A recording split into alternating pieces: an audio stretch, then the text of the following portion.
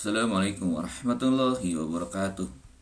Selamat datang di Santri RJ.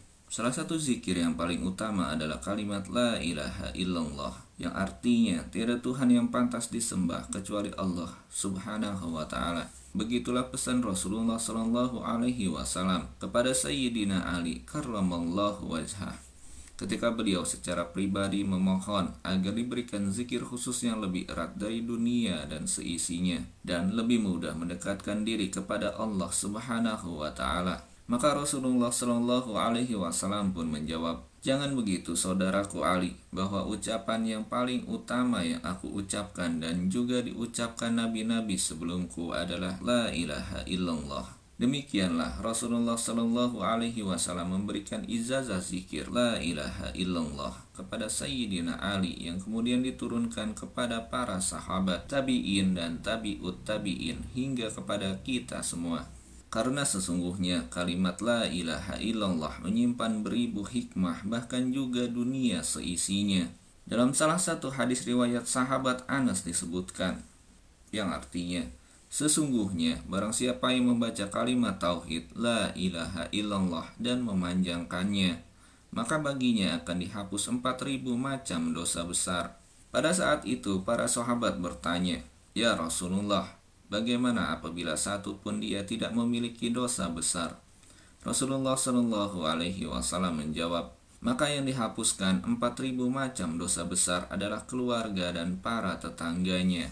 Di antara ajaran para ulama ketika membaca panjang kalimat tauhid adalah memanjangkan la sambil kepala berpaling ke sebelah kanan dan hati menghayati artinya, yaitu tidak ada. Dan ketika melafalkan ilaha sambil kepala bergerak ke bagian tengah dan hati menghayati artinya, yaitu Tuhan yang wajib disembah. Kemudian ketika melafalkan illallah sambil kepala berpaling ke sebelah kiri dan hati menghayati artinya, yaitu melainkan Allah. Dan yang penting diperhatikan juga adalah menyambung kalimat tauhid tersebut dengan kalimat Muhammadur Rasulullah di dalam hati, serta menghayati artinya, yaitu Muhammad adalah utusan Allah.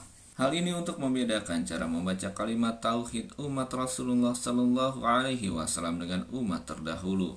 Sebenarnya berzikir dengan kalimat tauhid ini tidak hanya dianjurkan kepada umat Muhammad Sallallahu Alaihi Wasallam saja, tetapi juga umat para nabi terdahulu.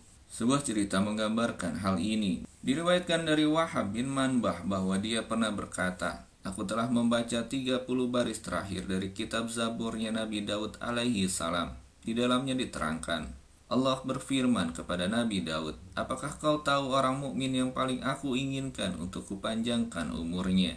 Nabi Daud menjawab, 'Tidak tahu.' Kemudian Allah menjelaskan, 'Yaitu orang mukmin yang jika membaca kalimat tauhid, aku merinding bulu-bulunya. Dan aku sangat membenci atau tidak inginkan orang mukmin seperti itu lekas mati, seperti orang tua yang tidak rela anaknya mati. Sesungguhnya aku ingin sekali menyenangkannya di rumah yang bukan rumah ini, fana atau dunia, karena kenikmatan di dunia ini merupakan cobaan, dan kemewahan-kemewahan itu hanyalah kesengsaraan. Di samping itu, di dunia banyak musuh yang mondar-mandir terus mengalir menyelubunginya seperti aliran darah yang mengajak pada kerusakan. Oleh karena itu, aku segerakan mereka para kekasihku mati lalu masuk ke surgaku. Andai kata tidak demikian, niscaya tidak akan mati Nabi Adam dan anak cucunya hingga ditiupnya sangkakala." Demikianlah posisi pentingnya kalimat tauhid La ilaha illallah. Sebagai seorang mukmin, ia tidak sekedar sebagai kalimat pengakuan keesaan Allah, akan tetapi juga sebagai kunci menuju kesuksesan hidup di akhirat nanti, sebagaimana janji Allah yang dijelaskan kepada Nabi Daud alaihi salam. Karena itulah dikatakan miftahul jannah La ilaha illallah, bahwa pintu surga adalah La ilaha illallah. Wallahu a'lam.